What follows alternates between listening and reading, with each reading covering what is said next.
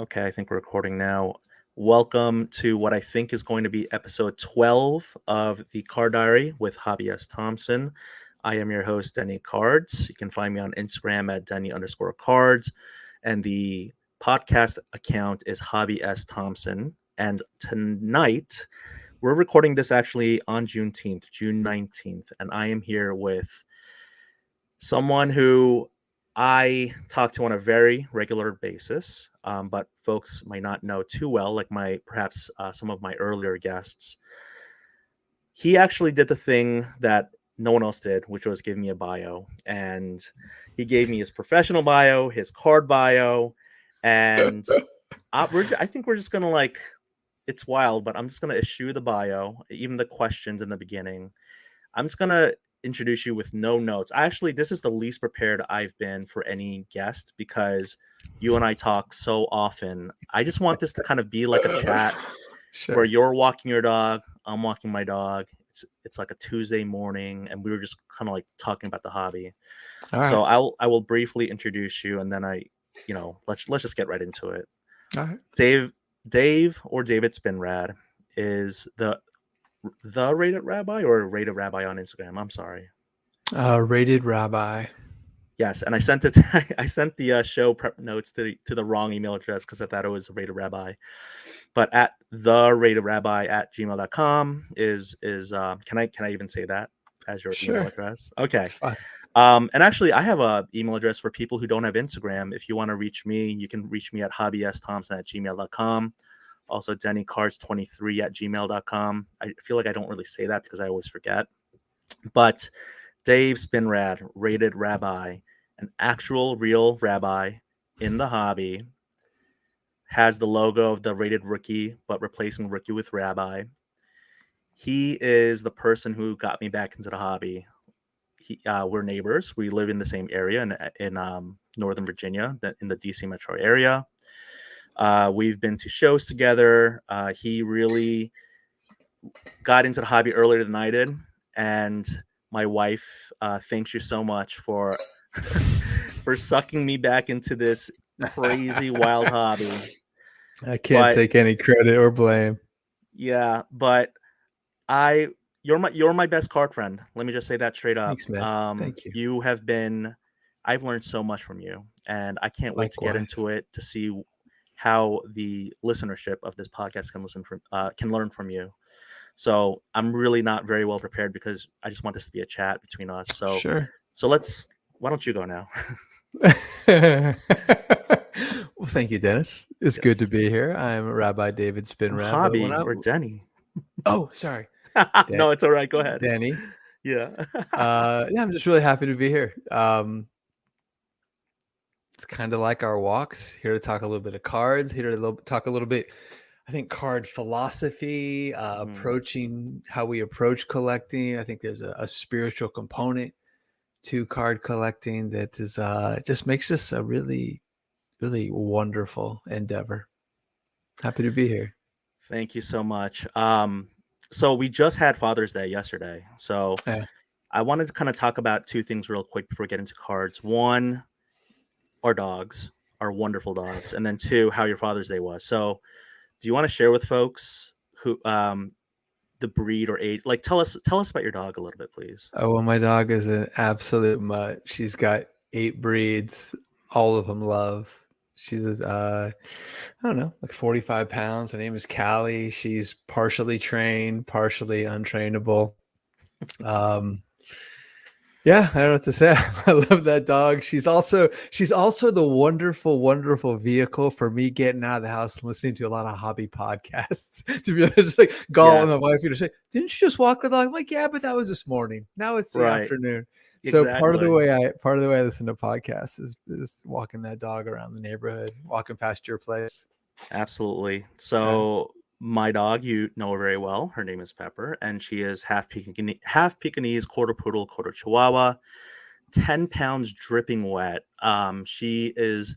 Everyone thinks she is a puppy. I mean, she's like almost 3, I guess now, which is past puppy age. But everyone's like, "Oh, so cute." When's gonna get full grown? And I'm like, this is the fullest, biggest she'll ever get in her life. Pandemic puppy, got her when she was like 3 months old, like I guess almost 3 years now. And I would say in the beginning it was really hard for us to walk our dogs. Right, they were just so Mhm. excited and they just wanted to like nip at each other. But now they're pretty good. They They actually get let us now talk during our walks. That's true. How was your Right. Father's Day? Yeah. Thank you.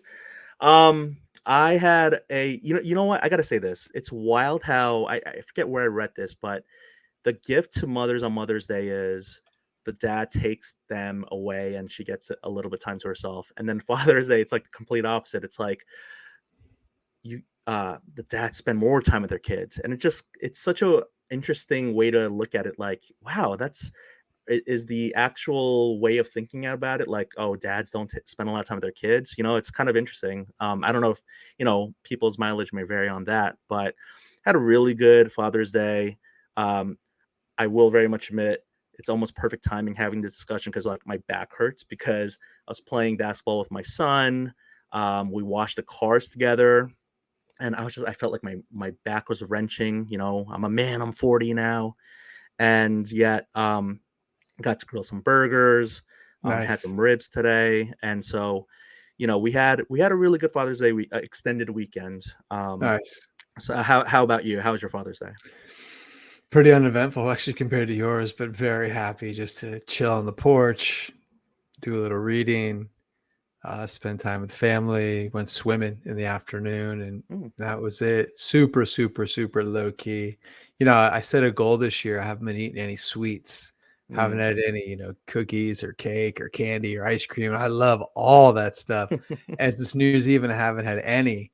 And it really cuts down on sort of the celebratory aspect of Father's Day, birthdays, but nevertheless, it was really nice. And, you know. I love it. So can I ask you Yeah, a go ahead. question? Yeah, absolutely. I listened to I got maybe like 25 minutes into the one you did after streaming and Mm, after breaking. I mean, the other yeah, night. Yeah, yeah, yeah, yeah, yeah. So it was a case of hobby select football, right? yes, Yeah. And I love the metaphor of a party. I thought that yeah. was Thank true. you. I thought that was terrific. And that when you get like it's sort of like the party host, you're sort of the party DJ keeping the party going. And I was thinking about like, God, most cards are nothing, right? And then it's just going and going. You got some nice ones. Got some nice cards out of there. You got some nice pulls. Did you I have was fun? Oh my gosh, it's a blast. I was able to make a little bit of content out of it, and Uh-huh. I think that, well, first of all, I'll have to pay you in cards later next time when we walk our dogs. But There's only a few cards I want, man. I don't know I know, right? That's unless true. it's that Kobe refractor. I'm We're out. we're going to talk about so much about how we have such different lanes, and yet So different. Yeah. we can have Yeah. such Yeah. deep, Yeah. meaningful discussions about the hobby. Yeah. So I will say I have no attachment to the ultra modern, especially football cards. It's almost like I'm able to, I'll do the research, I'll go to Cardboard Connection, I'll look up everything. Mhm. It truly is astounding as to how many one of ones there are in this product, which you and I've talked about a lot about, Insane. just the number of one-on-ones. But to pull a one-on-one was awesome. I just now I know why these breakers scream because it's so exciting. It's like, I've said this, I can't remember if I said it in the podcast, but it's like playing poker. There's so many moments of somewhat of a like boredom, right? I mean, you Yeah. try to keep the energy going and the room going, but you're ripping and there's a lot of bass and a lot of like nothing. And then when you hit something great, when you hit pocket aces, when you hit pocket kings, you perk up and you just at the poker table you don't want to yell out, I got pocket Yeah. aces. That'd be the worst Yeah. poker player in the world. But in the streaming, when you're breaking, you're just like, whoa, like here's something new and different, and here's a card that's worth several $1,000s, depending on what people want to pay for it. But I had a blast. I mean, it was really exhausting. I mean, 17 hours, one 9-hour session and one 8-hour session. I really was only able to do that because it is a 3-day weekend and it was Yeah. Father's Day Yeah. weekend. But yeah, Yeah. thank you for asking. Oh, yeah, yeah. It blows me away that I mean, it's a nice mid-tier product, right? I'd say it's Mm-hmm. like a step below Prism. It's kind of in that select, a little bit above Mosaic, kind of like, Mm-hmm. right in that spot. Um, they always have like lots of color. It's got tons of different, inserts. But it blows me away that a card, when it has a sticker auto and Yeah. a player worn patch Not that even. can be Yeah. worth thousands of dollars. Like, Right. man, if I had that card worth thousands of dollars, I would be selling as fast as I could. Mm-hmm. I wouldn't hold it for a minute. I have no faith in that. They're cool to look at, but how does that happen? I didn't even make content about this yet, or maybe I did and I'm forgetting, but that card actually sold in the middle of the stream. My co-streamer, he was hammering the phone lines and trying to get the deal for the buyer who he was talking to as well. So he was kind of like middlemaning the deal, and it actually sold within, not within minutes, but before the stream ended. So maybe in like Wow. an hour's time with a lot of texting and phone calls and all of this. Wow. The person who won the card will have Yeah. never physically have touched a card. No. Are you at liberty to say what he paid for it, the buyer?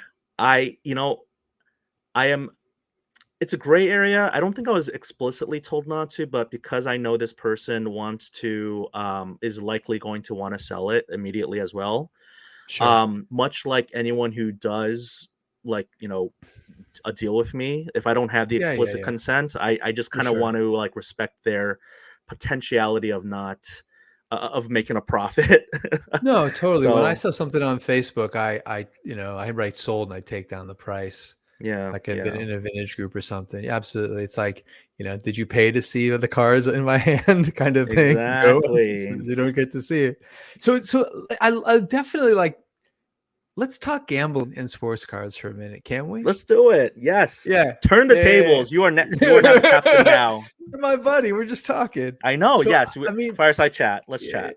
So, like, I think one of the things you and I have talked about is that both of our cultural backgrounds love a game of chance, right? Like, Mm-hmm. we've Mm-hmm. definitely shared that, Korean culture, Jewish culture, Mm-hmm. like it's just like it's a part of the culture, and it's super fun.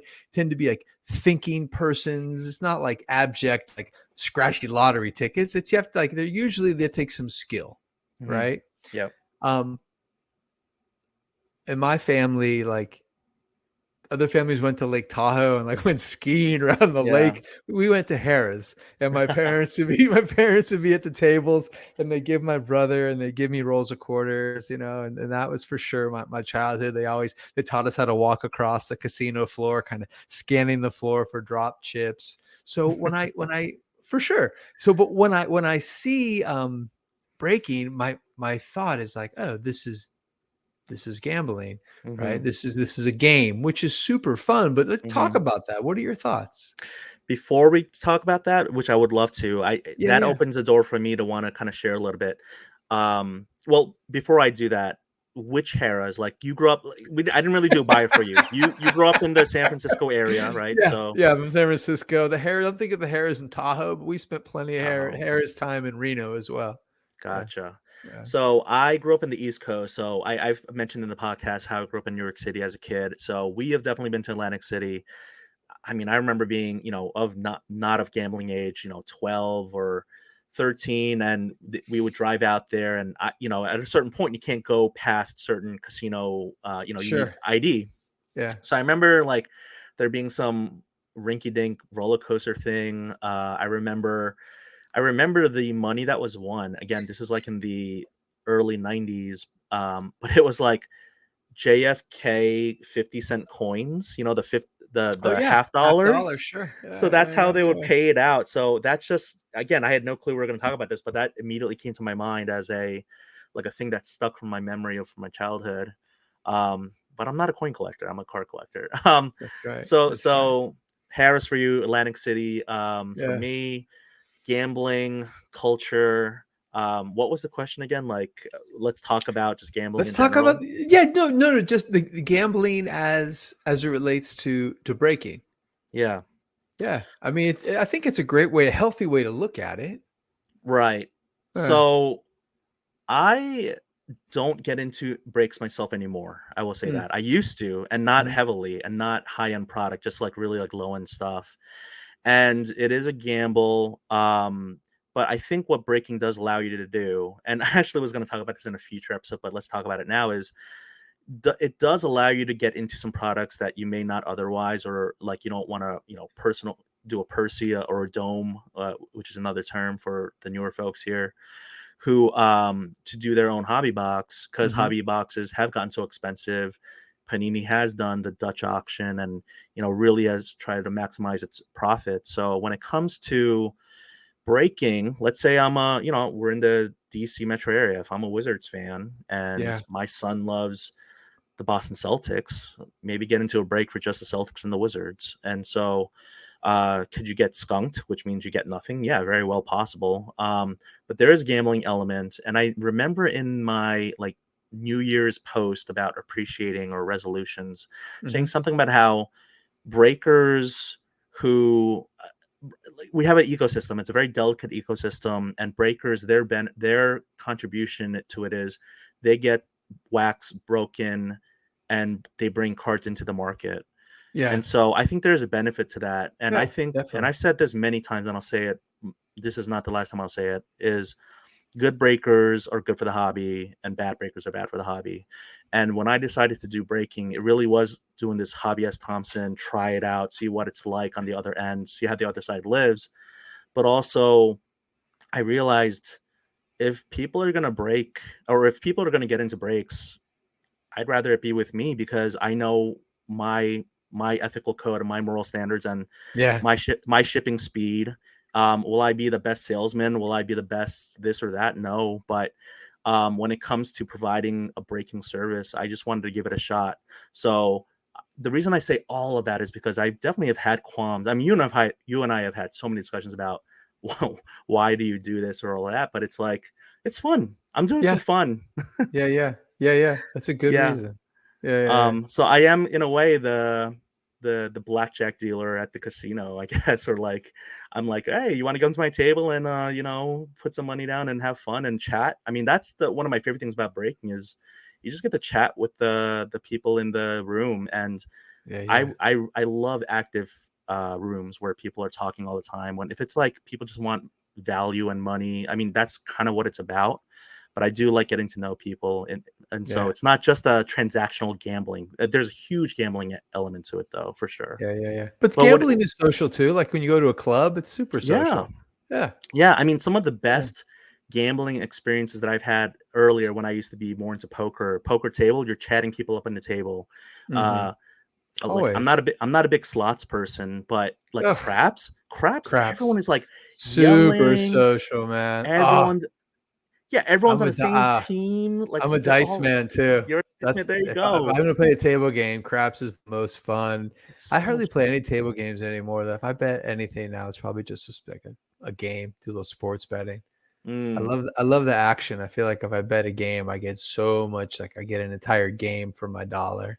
Um, yeah, Again, none. I didn't think we were going to be talking about this, but let's I do know. it. I think his name is either Mark or Mike Mahan, but he's actually like everyone thinks Michael Rubin is like the number one guy in Fanatics, which he is. He's the CEO. But when it comes to the Fanatics collectibles and the card, the collectibles, the sports card aspect of Fanatics, I Mhm. think it's Mr. Mahan, and he recently was on some sort of panel where he said, we want to bring the sports, the sports fan and turn them into a collector and turn them into a bettor. And I was that it made me. I had to think about it and I had to process it because I'm like, collecting is already a gamble, but then do we want everyone to turn into a bettor? Hey I don't man, know. you know how I feel when they talk about 10x in the hobby. I don't think they're talking about 10x in the participants in the hobby. The money. Yeah, 10x the dollar. That's fine. They're entrepreneurs. They're business people. But I don't think there's any. I want to 10x it so the little kids can do it. It's not that. It's a business. It's all good though. As You know. what is it, Rosie Perez in White Man Can't Jump? You're an entrepreneur, or I love maybe it's a different song. Maybe different. white I don't man know. can't jump. I love Is it. it? I don't know. Maybe it is. Well, quiche. I definitely remember her talking about Oh. quiche. What is quiche? Rosie Perez, man. All right, Um, next question. let's I, next. Yeah, go ahead. You go no, ahead. so I want to talk about like right now, if you were gonna climb a Mount Grail more, like if you were gonna climb a mountain and get a Grail. First of all, what is a Grail to you? And like, is there a Oh. dollar on a Grail? And then if there is, what's your Grail? You don't have to talk numbers, but is there a card out there that is just like, once I have it, I'll never let it go kind of card? I mean, I think you and I have talked a lot about my pursuit of the Scoring King, which is not even in a great grade. It's a I PSA thought 7, you but it got makes it. me You so. got it Yeah, I though, do right? have it. Yeah, Yeah. yeah, No, what I'm yeah. saying is, if I had one singular card that I was like, I would need this back to fill a hole in my childhood, it's that card because I gave it away to someone who was trying to manipulate me to like befriend them, and or maybe they didn't manipulate me. Maybe it was just me, manipulating myself. I don't know, but I ended up giving that card away, and that person was not my friend anymore. But it felt like I felt like I needed to fill that void, and I did. Mm. Um, do I have any other grails? I mean, I think you and I have definitely talked about my want list for Natty, which, by the way, side note, we are going to National, and I am going to be sharing a Airbnb with you. And Mm-hmm. P. Ryan is so angry at us right now because we are actually going to be roommates in Natty. Apparently, if you can't afford, for those of you who aren't aware, Oh, a very prominent voice in the hobby said, if you cannot afford your own room at National, you shouldn't go, which caused a lot of people to have thoughts about why this person is telling them how they should spend their time and money. But so I say it in tongue in cheek. But yes, we're going to National, separate flights, but we're going to be splitting an Airbnb. But yeah, I've shared with you my natty list. It's 5 cards. let's hear Mostly. it. All right. Oh gosh. I don't want to like take too long on it because I don't want to like talk too much about All specific right, cards, but I'll do give it. me. How about one? How about just one? Jeremy Lin, Knicks uniform autograph. It would be You great to hear get an that, art. Yeah, car people? Let's get this card. guy going. Yeah. That shouldn't be so hard to do. It. Come on, No, I know. I have some eBay Knicks searches. uni So auto. here's the thing, right? We all know rookie cards are the most sought after and most expensive. Could I get a Warriors RPA Jeremy Lin? Sure, I could do that. That Linsanity run again with like It's representation crazy. mattering. I was Totally. at. I mean, I'll go ahead and share it now. I haven't Yeah. shared it with much. I don't even know if you heard the story, but during that Linsanity run, he did come through Washington D.C. and I went to that game, and I was like literally in the last row of the 400s level, so like super ultra nosebleed. I was on row P of Yeah, but you were 432, there, baby. but I was there, and let me tell you, Dave and listeners, it was the loudest I have heard. Maybe at that point it was Verizon Center, or now it's Capital One Arena, but it was straight up. I remember going to like 1 or 2 Wizards playoff games when I think John Wall hit a game winner against maybe the Hawks. But I gotta say, Linsanity was louder. It was the loudest. It felt like because I went to University of Florida for Yeah. undergrad. It felt like it was like a Gainesville, Florida football game. How loud it was. That arena was electric for that night, and of Yeah, course, he did yeah. well. But Jeremy Lin, Knicks auto on card. I've seen ones where he's on the Nets. I've seen the Warriors ones. I've seen the Rockets ones, but it's a Knicks Jeremy Lin on card auto. Would be pretty cool. Have you gone to TCDB to figure out which set and year and all that? Great resource for those of you who are listening. TCDB.com, right? That's tradingcarddatabase.com. Mm-hmm. Mm-hmm. I have not. I've done it for other things. Like I'm trying to figure out writing an article about Upper Deck artifacts, 2007, 2008. I do Cardboard Connection for a lot of the more modern stuff. But to answer your question, I have not gone into TCDB to look for like which years or which sets I would have to look for. But That's super fun to figure out a yeah, set and figure out the card you're looking for. It's a yeah. great resource. Yeah. All right. So Yeah. let me All ask right. you, like, because we will do Yeah. this on our What's up? walk. What's your number one or top 3 wants from Natty? Yeah.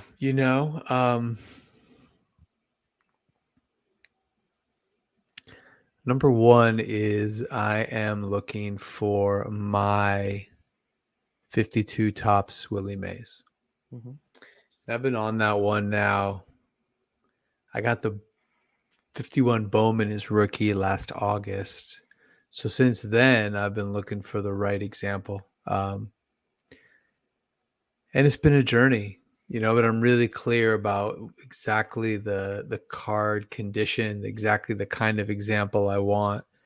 So it takes a lot of patience. I've definitely got the money saved up, and I've got that, put aside from my other card money. So I know that I've got the money for it, and I'm super excited to find it. And I'm also patient. I think that's probably the thing I've learned. I look at some of the cards when I first started collecting, and I'm mostly a vintage guy, and there's so much to learn about collecting vintage, right? Because it's not about the grade. I think, in fact, actually, that was one of the beginner mistakes I really made. And I was looking at grades, maybe first or maybe second, right? The first card catch my attention. Oh, that's remember a 71 Clemente, which is such a beautiful card. I got in a PSA 8 at Chantilly the first time I went, and I knew I wanted that card. And that would have been like August of 2021. Mm-hmm. And since then, I've traded down from an 8 to a 7, and a 7 to a 6. And I love the 6 better than either the 7 or the 8. Just beautiful, bright color, perfectly centered. 71 tops is a black border, so any kind of edging or corner where it just really stands out. But the eye doesn't linger on the corners. Your eye draws to the center. The frame is more important. So I'm looking for that perfect example, Maze, and I don't care what grade it's in, as long as it's a beautiful card. That kind of approach, though, is not really uncommon in vintage. People who want the most card for what ultimately is the lowest grade.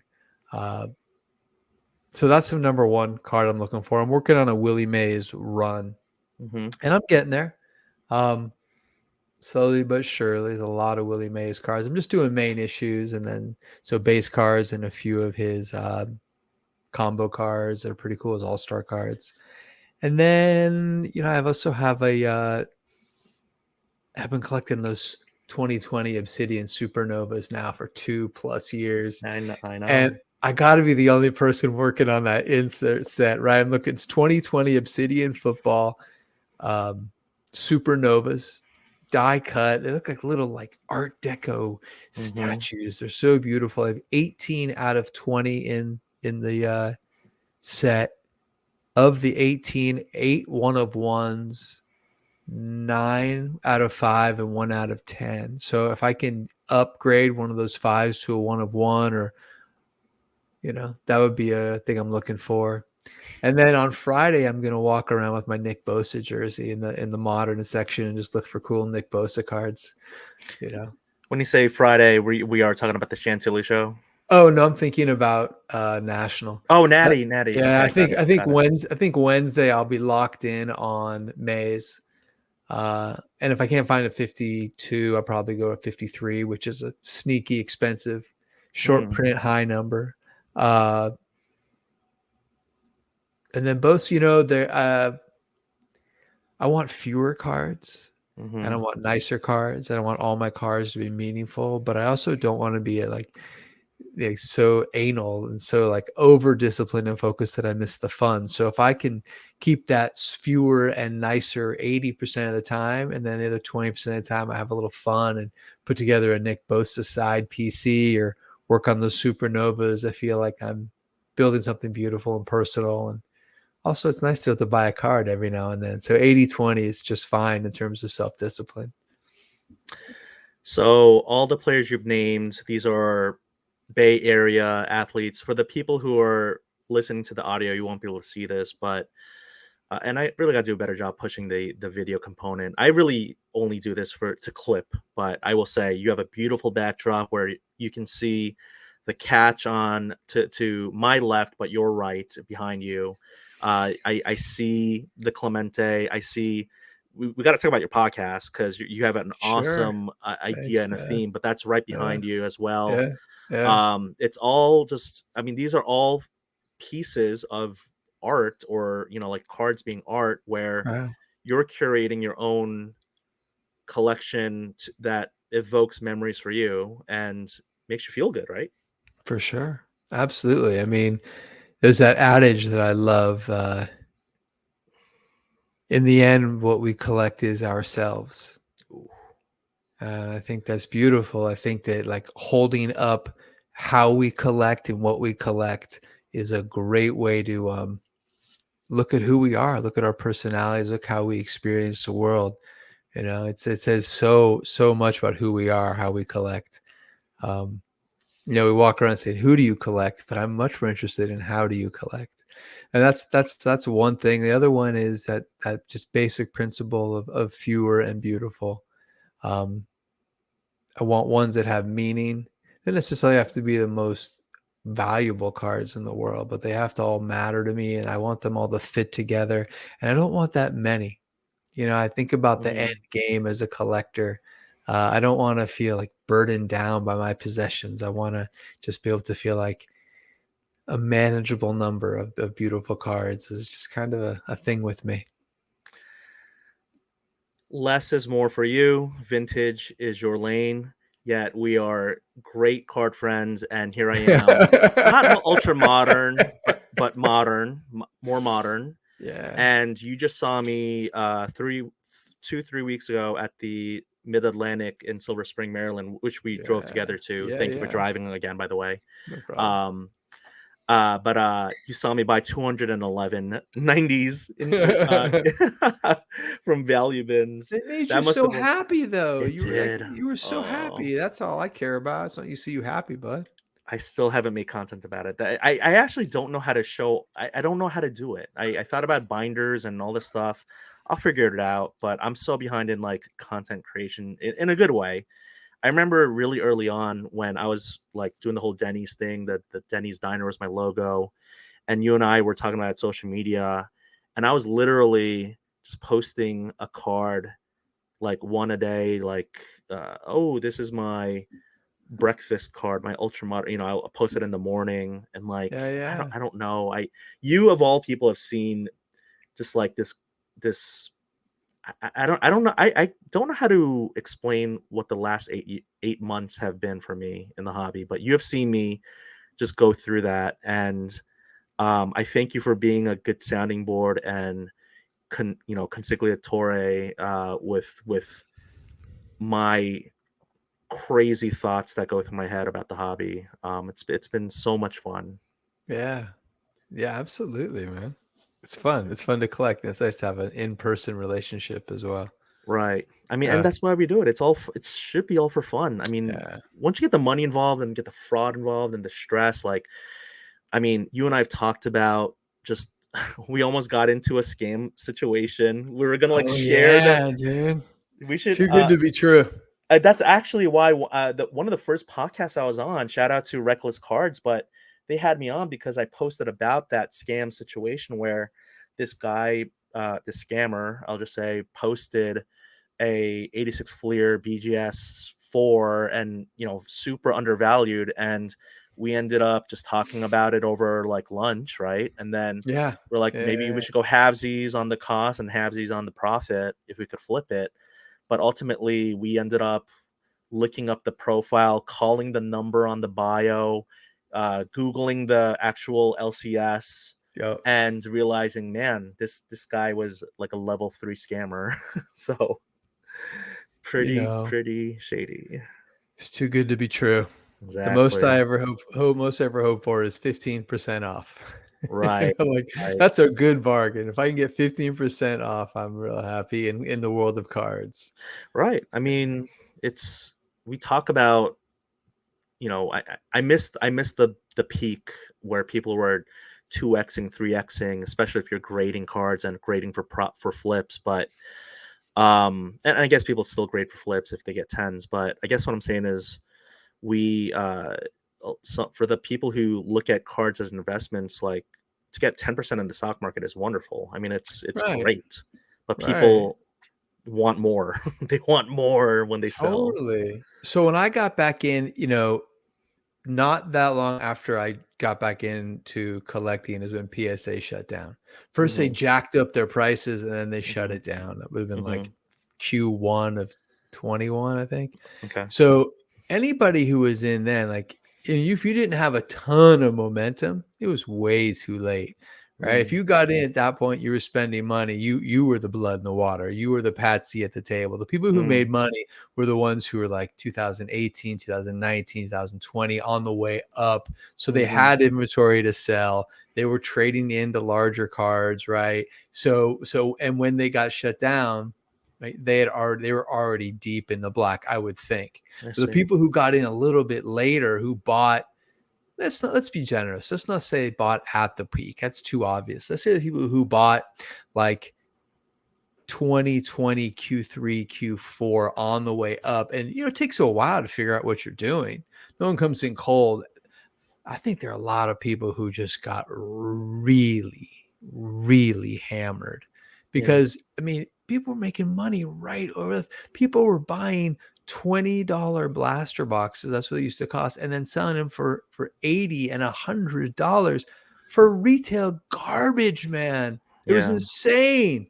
yeah. So actually, when I got back in, I had a ton of cards from when I was a kid, mostly not that valuable. I'd say between 1 and 5, some 10, some 20, not a ton of really valuable cards. Mhm, But like you've talked about, selling cards, it still gives you hobby time.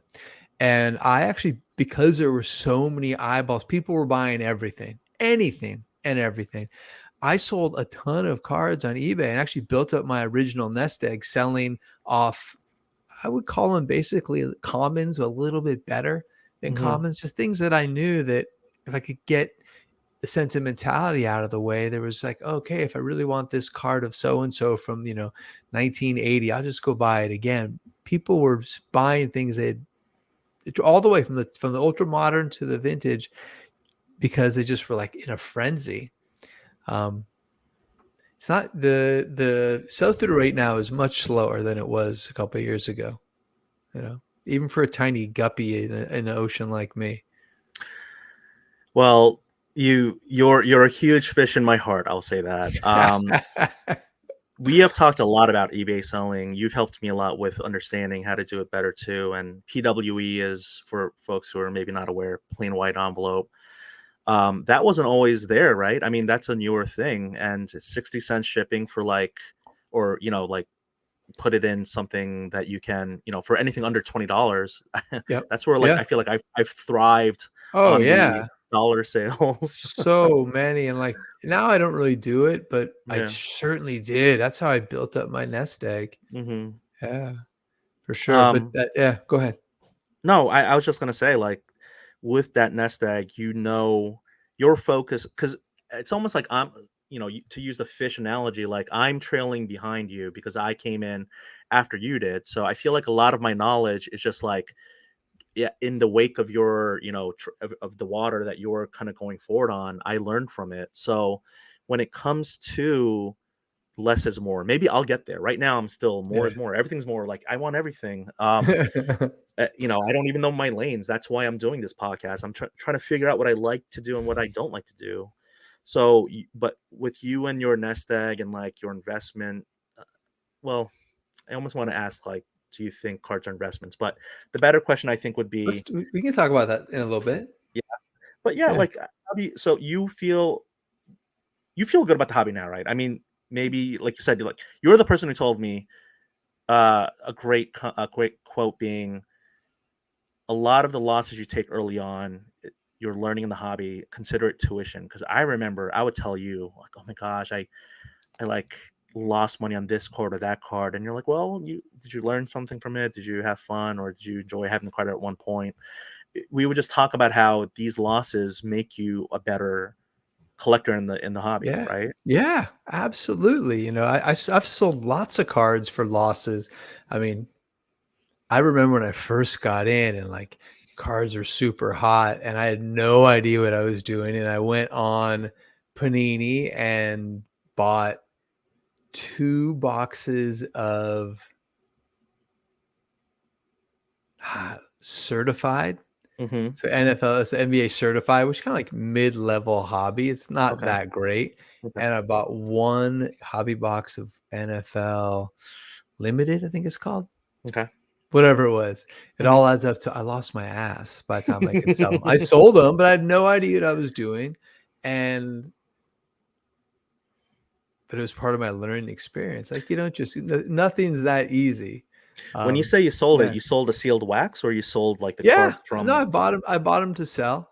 Okay. And I sold them, but you know, I had no idea what I was buying, no idea price points, no idea like one brand from another. Mm-hmm. I just, trial and error, but stupid. Like that was just a lack of patience. And then finally I'd lost so much, so I ended up opening the last hobby box of basketball, like fourth tier rookie auto, like it was on a sticker, like it was terrible. Yeah. But so I listen to a ton of podcasts. Yes. I I was think actually going so. to ask about your inspirations. Let's talk Yeah. about that for a second. So Yeah. I Let's do it. listen to a podcast from a whole range of perspectives. Mm-hmm. Right. I think that from some of the younger collectors, Mm-hmm. imagination, right? Creativity, tons of enthusiasm. There's like youth and vitality. And I love that part of the hobby. I Mm-hmm. love that energy because the vintage side can get dusty and crusty, right? It Yeah. can. It can get sort of like boring and staid. Uh, but the other side, those vintage guys have wisdom. Mm-hmm. They know what they're doing. They've been around. They've seen trends. They know how to hobby well, right? Mm-hmm. And so I listen to a lot of different perspectives. I think the ones I really like listening to, I guess they're modern, ultra modern, but I also think the strong modern is crossover, right? Oh Josh yeah. and Chris, those guys are really, really smart, Mm-hmm. right? Period, paragraph. They are really smart. They Well, they got in, right? They sold their business to collectors. Let's Mm. just start there. Don't forget Christina Oh, PC. sorry, Christina's PC. I hope she She's gets that. What's that green? What's that card she wants? Maxi Kleber, Maxi. or I'm so yeah. rooting for him. Some stranger out there in the ether going, I hope you get your card. I hope so too. Maybe Thanks for she will remembering. find It's joy. important. It's Yes. important to name her, right? Yeah, She's absolutely. there's a lot of it. They really know their stuff. Yeah. They're smart guys. And then there's a few other modern guys. I think Jeremy Lee spans it. Mm-hmm. Jeremy Lee knows ultra modern, modern, and vintage. I think he Mm-hmm. really knows cards. And then on the vintage side, there's a lot of guys. A guy named uh, Mike Baseball Collector. He's a super Mm. OG YouTuber. Um, there's tons of good vintage, like a bunch of middle-aged white guys, right? I can draw the profile for you, Mm-hmm. but they really know cards. And I feel like listening to the whole perspective, um, from all different perspectives, helps me to learn to hobby better. Mm. I like that.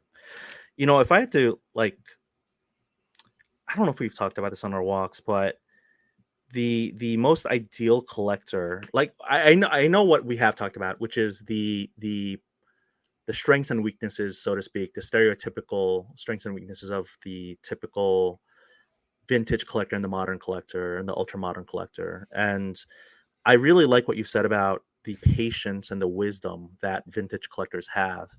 And I think we've talked about how, is it possible to, like, marry the patience and wisdom of a vintage collector with the ability to move quick that an ultra modern collector may have, because as we know, some vintage collectors, because of maybe too much patience and maybe not enough wisdom, sometimes will just sit on cards. And we know some of that you and I've talked about when we go to these shows. There are these dinosaur dealers who are just set on Beckett.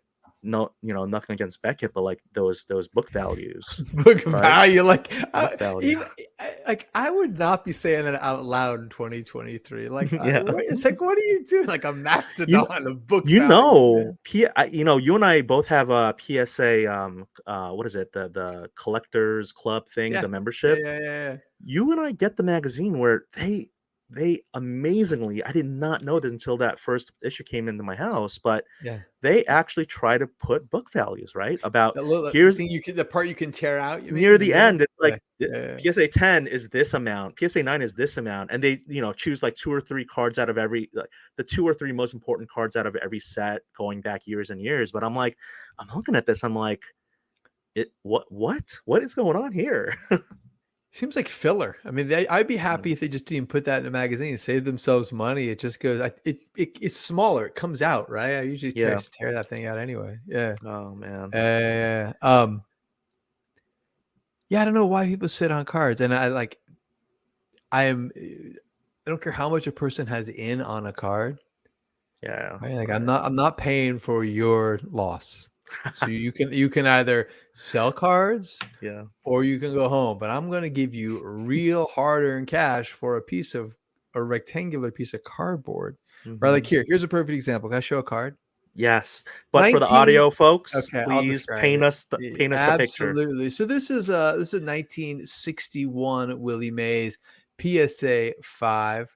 Um, I'm not a big fan of the 61 set. It's kind of a plain design, two Mm, rectangles on the bottom, one with the name and position, the other one with his team. Just mm, kind of a strange portrait shot of Willie. He doesn't have anything recognizable. No hat. You can't even see the Giants on the uniform.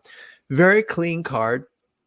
If you can see, Denny, that it's got really quite poor centering, right? You can yep. see it's Left super, heavy. exactly, super Yeah. heavy on the left and heavy on the bottom. Bottom. So this Hmm. is an example of a car I bought on PWCC, I don't know, a year Hmm. ago, Okay. 16 months ago. And one of those where I was still, looking more at labels more than I should have been. Like, oh, it's a great price for a 5. Hmm. I Oh no, I think we might have lost Dave right when he was about to tell us about the 1961 Maze PSA 5.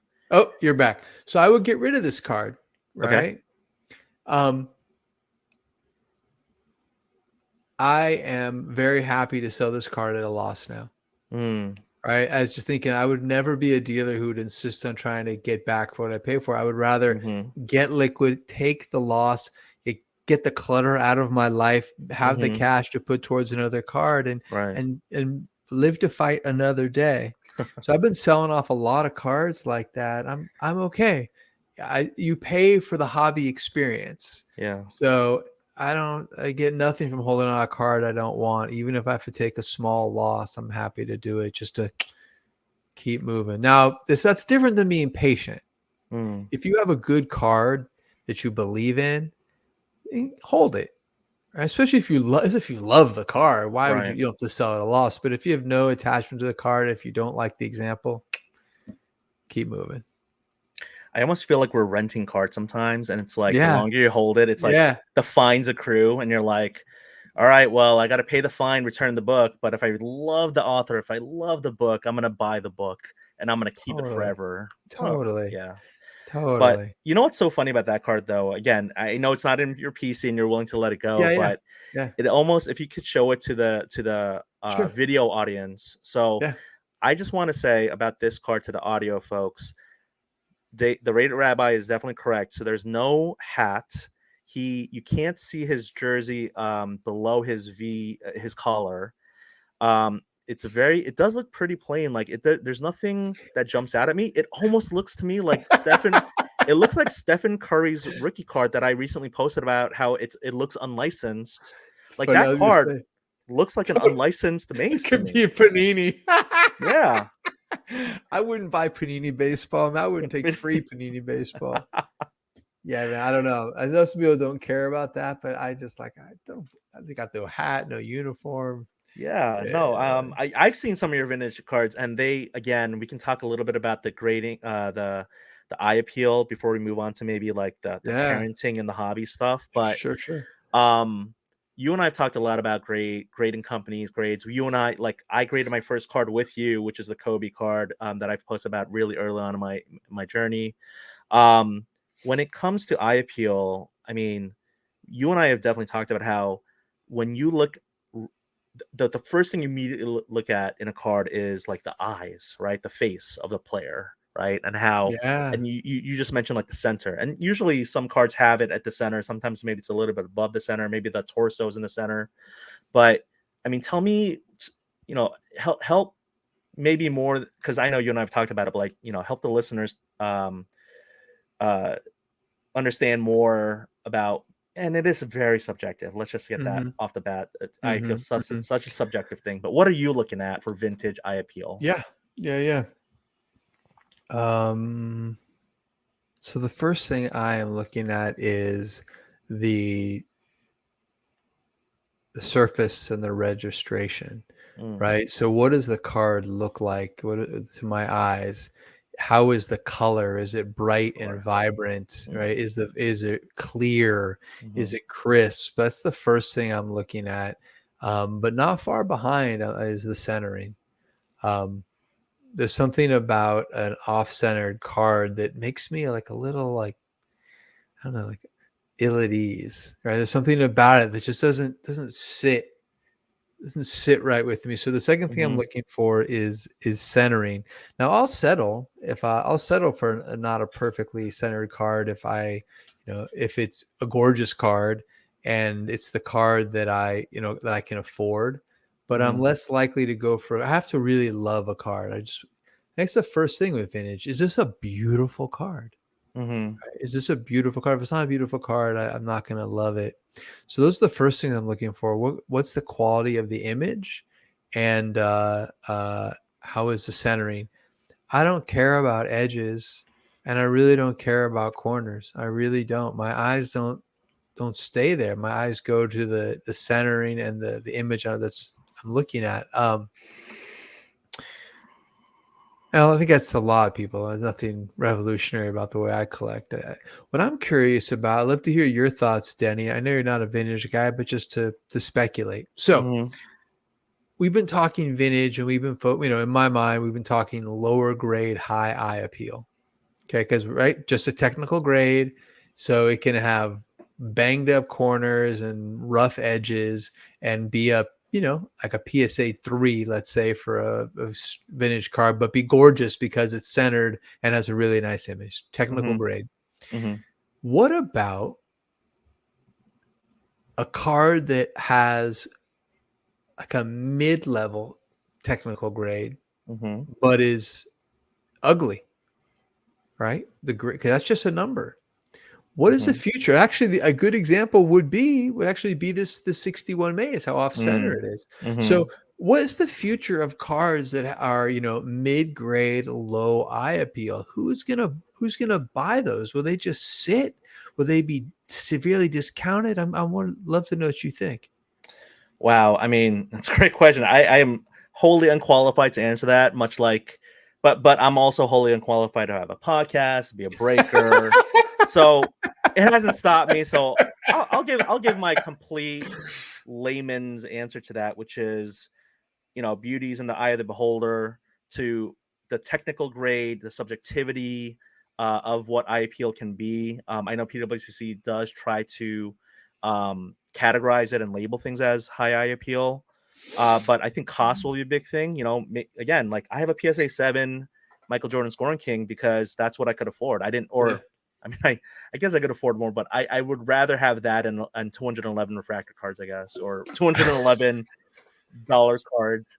Um, but I think that there's a card for everyone, and there's a everyone for a card. I don't even know what I meant by that, but any card can be loved. That card you sell to someone, that may be their most expensive card, or that's true. if they're really newer. That's So I true. don't know. Like for me, I'm I'm not trying to like change the subject, but I Yeah. lament I am gonna be so sad when 90s cards are gonna be considered vintage. I don't know how soon that's gonna be, but man, it's gonna like really hit me. Yeah, man, you're getting old like the rest of Yeah, us. yeah. Well, can I ask you one thing Sure. about, Anything. yes, I mean we we talk every week. With the kids out of school now, we're gonna have to find ways to go on the walks because usually it's after they get on the bus and all this stuff. But I love this. This is like the most. Like I have no notes. This is just us talking. I do remember though, and I'm taking Yeah. notes. I'm like time stamping things where I'm like, I want to clip him saying this. This I think I'm gonna clip. So I want you to just talk about it. I've Okay. heard nowhere else. We're like minute 55 in the raw interview, but I'll do an intro and all that stuff. You came up with an awesome term, and I want you to talk about it for the enjoyment and pleasure and education of our listeners, which is nightstand cards. Oh, Like, go. yeah. Just please Oh, tell yeah. please tell me That's funny. tell us about the concept of Yeah. nightstand cards. All right, I can do better.